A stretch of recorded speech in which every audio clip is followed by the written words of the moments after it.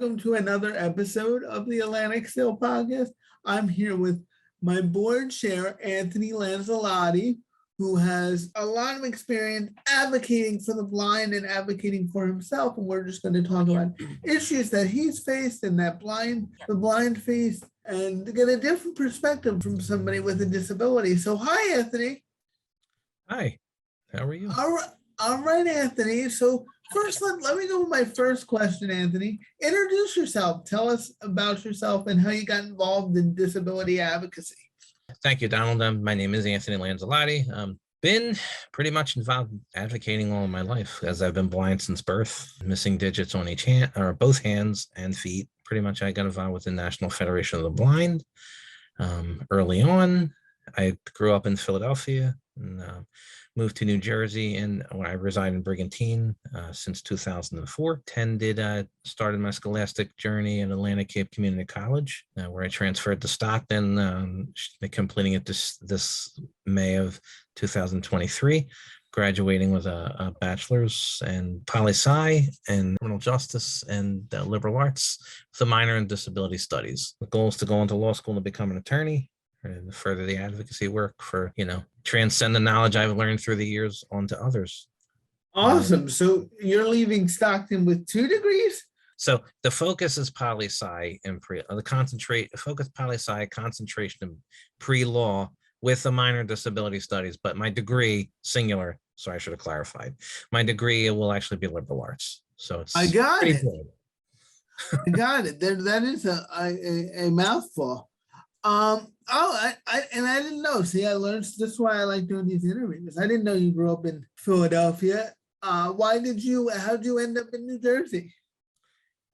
Well, parents wanted to move, and services compared to what I was receiving in Pennsylvania, in New Jersey is better. The commission, the NJCBVI, which is the New Jersey Commission for the Blind and Visually Impaired, is the equivalent to which Pennsylvania has, which was OVR, Office of Vocational Rehabilitation. NJCBVI is much better. The services were just better all around, hands down.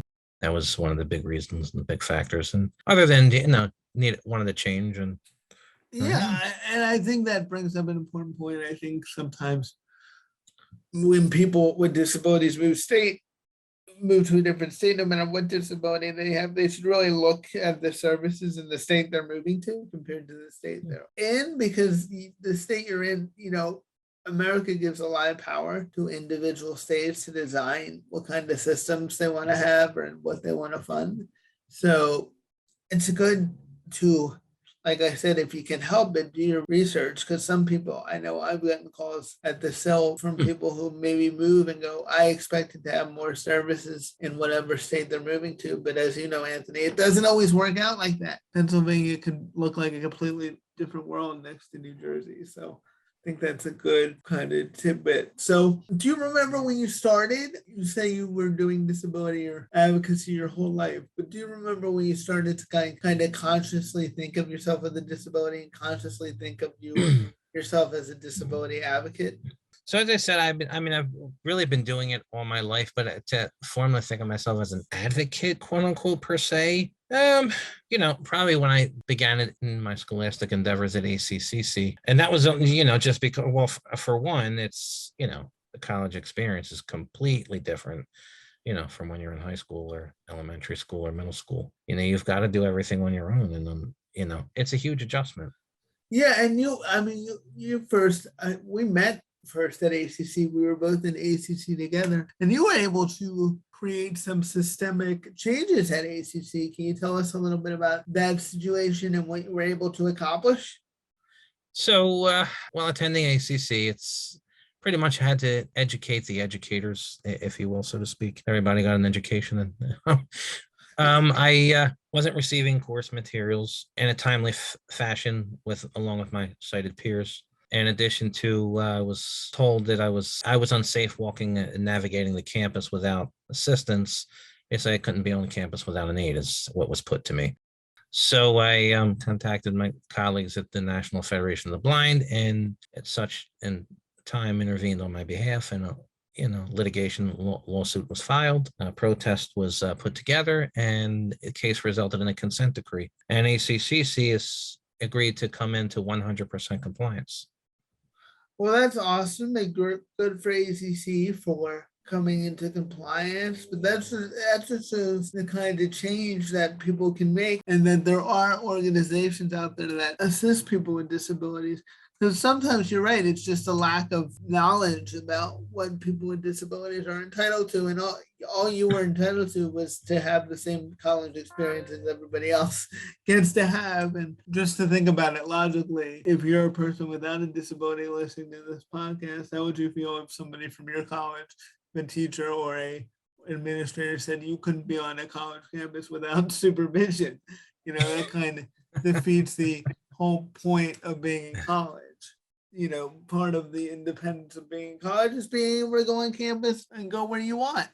So that's a very interesting thing. And I always tell people with disabilities, I'm sure you can relate to this too, Anthony, sometimes discrimination against people with disabilities is justified a lot in safety. I'm sure that's how it was justified to you. Safety, got to keep people with disabilities safe. But people think, oh, that sounds nice. What's wrong with safety? But like, people without disabilities get to do unsafe things or risky things all the time. Right. So people with disabilities should get to have that same right, Sometimes they tend to subconsciously, without meaning to, subconsciously, they tend to take things for granted. Yes, exactly. And people without disabilities have gotten lost on college campuses all the time too. Like, you think about it logically, all the stuff that people without disabilities have done on colleges, I'm sure outweighs the dangerous stuff that the blind or people with disabilities have gotten into. So were you already planning to go to law school before your ACC experience, or was it the ACC experience that got you interested in the law? So I was planning to go to law school pretty much since childhood, and the experience at ACCC kind of just cemented that even more. Pretty much, I'll go back to. So as a child, I was if anyone's familiar with a medication called Bendectin. Bendectin was marketed back in the 70s, and it was used to treat, or it was marketed, I should say, to treat symptoms of morning sickness. However, there wasn't enough testing done in a typical situation. Takes the FDA typically 10 years to successfully market and develop a drug and bring it to market. Bendectin was introduced and put on the market in 17 days. So, wow, and this was in the 70s?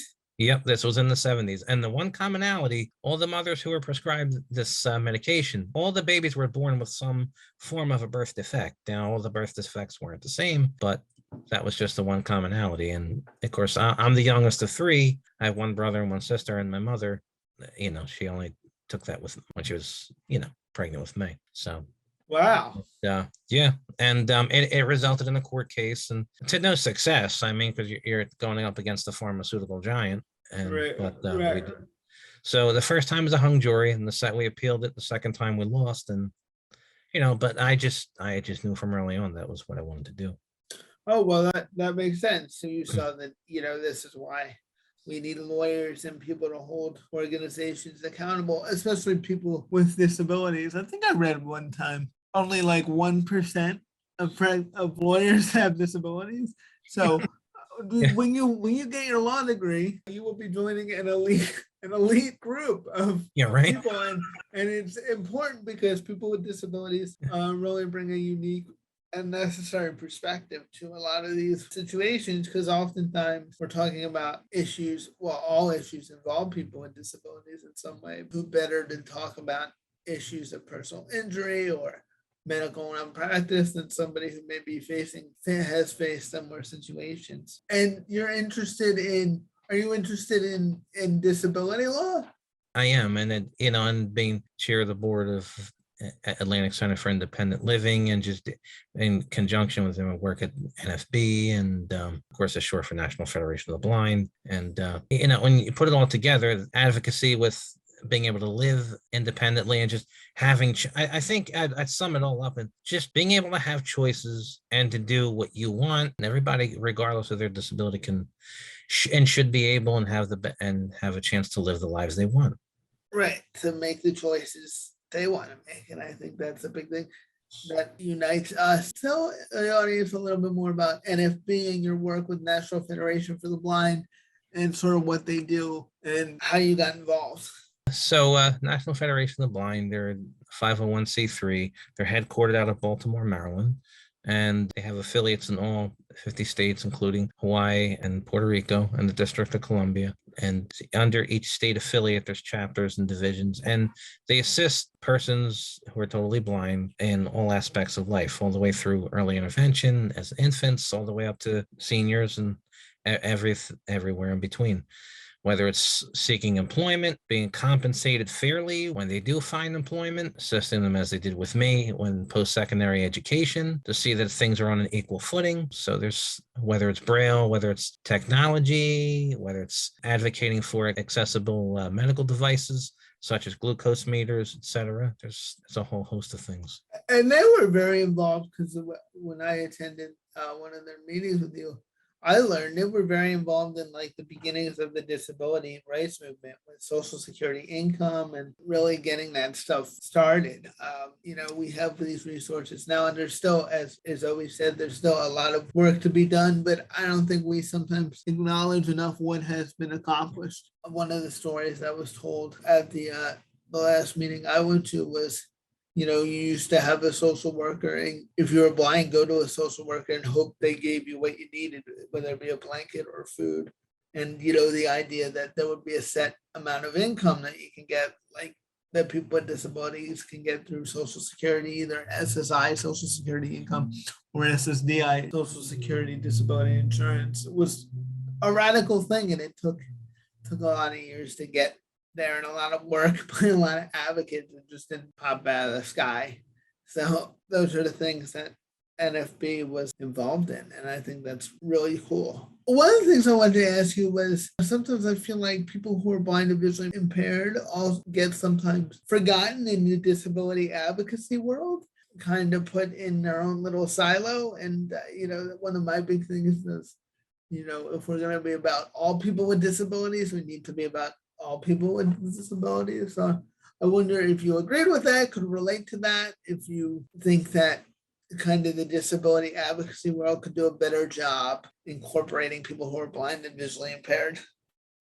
Absolutely. I mean, it should be inclusive to all, not just, to all groups, whether you're blind, deaf, whatever the case may be. I mean, it shouldn't, as you said, no one should be segregated into little silos. And I think a lot of that's just, people's breaking barriers, overcoming people's misguided beliefs. And also, making sure that other people with disabilities invite other people with different disabilities into the group. Because, not that there aren't differences in the needs of somebody who's blind and somebody with cerebral palsy, but we have a lot of similar needs. We both want adequate housing, adequate transportation, the ability to work, all those good things. So it's important that we stay united on a lot of these things, because when we're separated, it's a lot easier for people in power to not serve people and to put one group against another. So I think that one thing I learned early on, there's power in numbers. Yes. It's all about numbers and leverage and your ability to pressure politicians or those in power to do what you want them to do at the end of the day.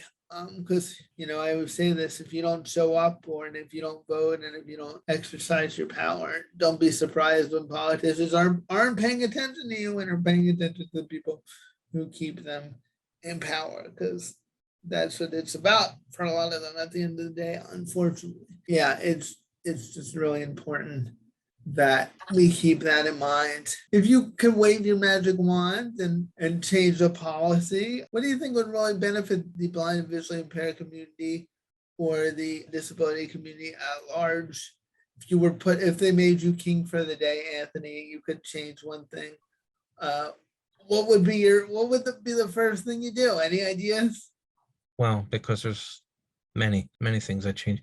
If I had to pick one, I'd start with Social Security. I'd start with the criteria. I don't want to say make it easy. Okay, easy is not the correct word, but I think I would relax it a little bit, because you're forced to jump through all sorts, as you know, all sorts of hoops, whether it's Social Security, whether it's education, whatever it is. But I think, I'd start with Social Security, then I'd work in Yeah, I, for a I little agree. while. I agree with you, Anthony. I think it And really because starts.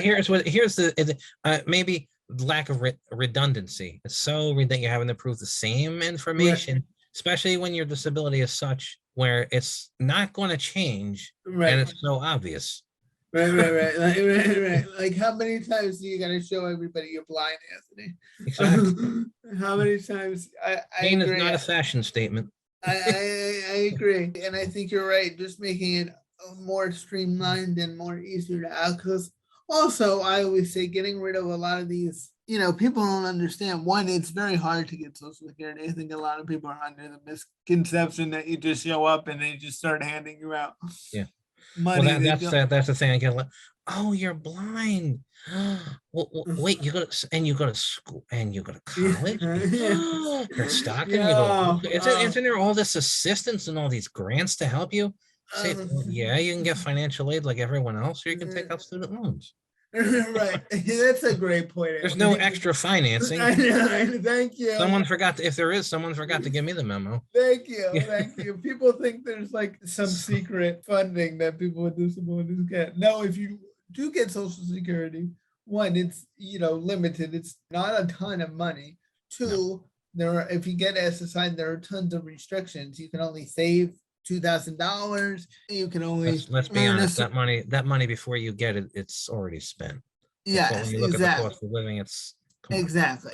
Exactly. It's barely enough to get by. And it just restricts you so much. So people should be able to work and keep their benefits without fear of losing them so quickly. And they should be able to save money. We should want people with disabilities to save money because that's how you move up, the ladder of economic success. I mean, it's ridiculous. Think about that. You can imagine you can only save $2,000 because you're on SSI or Medicaid.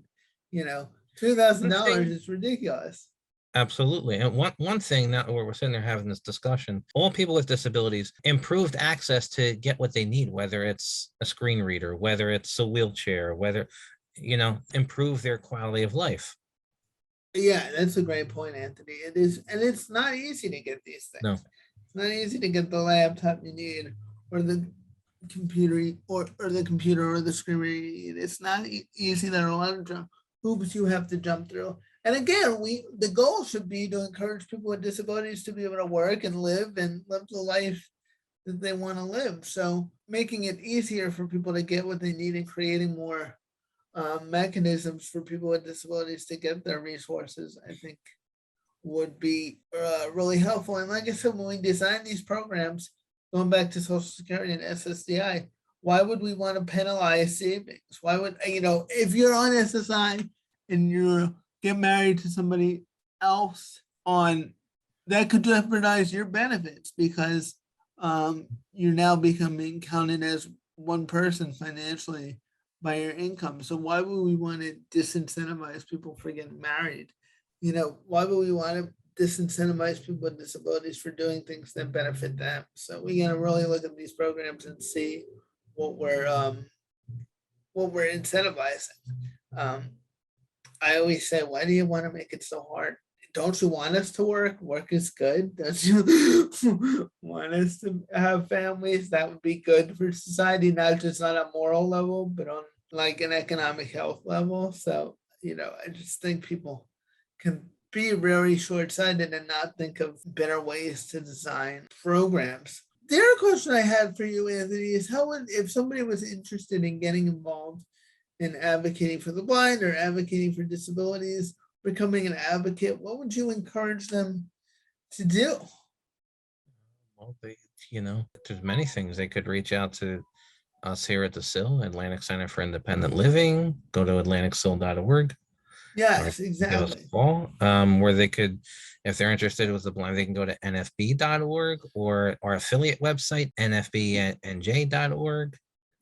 And isn't there a South Jersey chapter for Yep. the National There is a Federation? South Jersey Shore chapter, and we represent for the National Federation of Blind. We represent the Atlantic and Cape May counties. Put my number out here if it's appropriate. Yeah, go ahead if you want to. They can reach me at 609-361-3038, or you can shoot me an email at tti777@gmail.com. That would be awesome. That's awesome. And that's a great, I mean, I guess the simplest advice I can give somebody is if you want to get involved, just get involved and get Right. involved in these organizations and No, show up. And if it's, select an organization or something that you're passionate about and just, do it. And then one thing leads to another. I mean, that's pretty much that's what I've done. right. And, just show up, even if, you Exactly. don't right away get something to do. If you just show up to some of these events and eventually people notice you and start giving you stuff to do. Hey, that guy's been sitting there for a couple months. Let's give him something to do. What have been some of your biggest challenges as somebody who's blind? What have been, what are those things that people who aren't blind don't see, and kind of the difficulties and the everyday challenges that Anthony has to navigate? And this isn't limited just to the blind. All persons with disabilities being able to become gainfully employed, seeking employment, getting what they need, whether it's through pursuing their scholastic endeavors. That's definitely a challenge. If they're going for post-secondary education, for the blind per se, depending on where you live, access to quality transportation. Right. If you don't have public transportation, you're pretty much Right. So if you live in a more rural area, right. you're kind of screwed, for lack of a better word. And this is why this stuff is so important. So it's just, I always like the word, there's kind of a disability penalty that society puts on you. Like everything is just a little more annoying if you have a disability, a little more annoying to get transportation, a little more annoying to get employed, a little more annoying. It's just like you have to do what everybody else has to do, and then you have to do it slightly better or slightly more creative to get what you need to live your life. But that's why advocacy is so important, and change can happen. And that's why I like to highlight the story ACC, not to have it be a negative, but you got a lot of great changes done there just by getting people involved. And what you did was, instead of just like, because you could have just said, you know what, I'll just deal with this. This is what, 2 or 3 years of my life. I'll just be supervised when I'm on campus, because sometimes it's like, look, I just want to go to school. I don't want the drama, whatever. But luckily you decided, no, I got to fix this. And now people who come to that campus now who are blind are treated a lot differently and given the correct support. So I just think it's important for people to think like that. Like, if you're facing discrimination as a person with disability, and I understand, I get it, that the want to be like, look, I'll just get through this and go on with my life. But it's about the next person too. And we can only make the ADA and these disabilities laws work if we enforce them. Well, that too. And I think a lot of people's misconception, once people hear, oh, so you have the ADA, doesn't that protect you? Well, not necessarily. The ADA, when you think about it, really look, the ADA is great, don't get me wrong, but the ADA is barely just hasn't even begun to scratch the surface. There's so much more to than just curb cuts and automatic door openers, etc. And ramps. Right. And ramps. Nowadays it's website accessibility, accessible apps.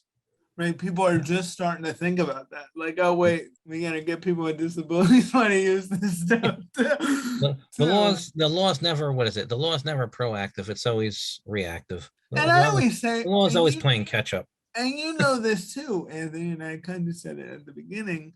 Like, these laws mean, like, the ADA is just words on a piece of paper if nobody initiates a lawsuit or follows up with anything. Like, absolutely. If an organization or somebody is discriminating and nobody does anything about it, even though it's illegal, they're not going to just stop a lot of times. So people just think, oh, the ADA is out, they're not going to do stuff like that. But it doesn't mean anything if nobody puts the pressure.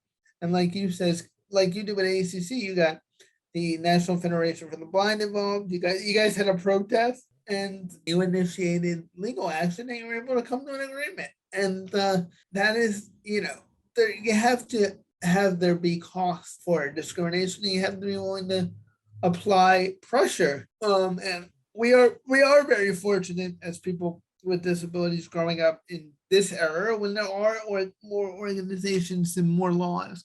But like I said, it doesn't mean anything unless we use it. So that's why I always admire your story, Anthony, because a lot of people talk about the system change and we got to change this and we got to do this. You actually did it. So I just want I to think if on another note, if anyone wants to put my name, if they put Anthony Lanzilotti into YouTube, I believe it should still be there. The actual protest. I'm a gonna do video of that. it. I'm Yeah. gonna do. I'm gonna do that. I'm gonna do that. And I think there is such a lesson in that for people with disabilities, because I did not have the same experience you did at ACC. I had a different experience entirely. Like if somebody told me, is there any discrimination against people with disabilities? I would have said no, but that's because I didn't have your disability.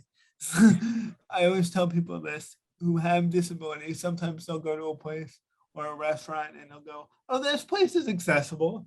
Well, yeah, it could be accessible for you with a disability, but is it accessible for somebody who's hard of hearing or somebody who's blind or visually impaired? Or if Anthony's in a situation, he could be in a situation where he's like, "Oh, this is pretty easy to navigate."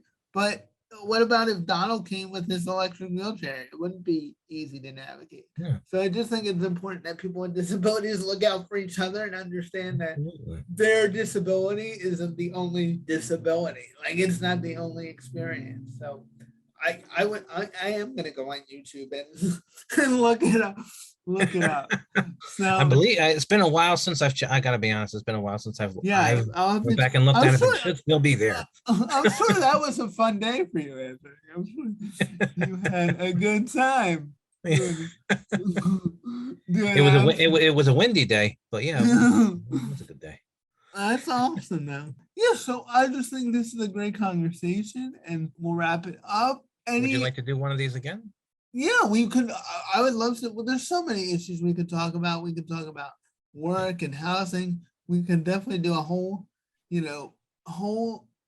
disability episodes covering topics, and I think that is something we should definitely do. But for now, Anthony, just give everybody again your number and if they're want to get involved in the South Jersey chapter for the blind. And it's important to note, Anthony, you don't have to be blind to be a member of the chapter, Absolutely. South Jersey chapter for the blind.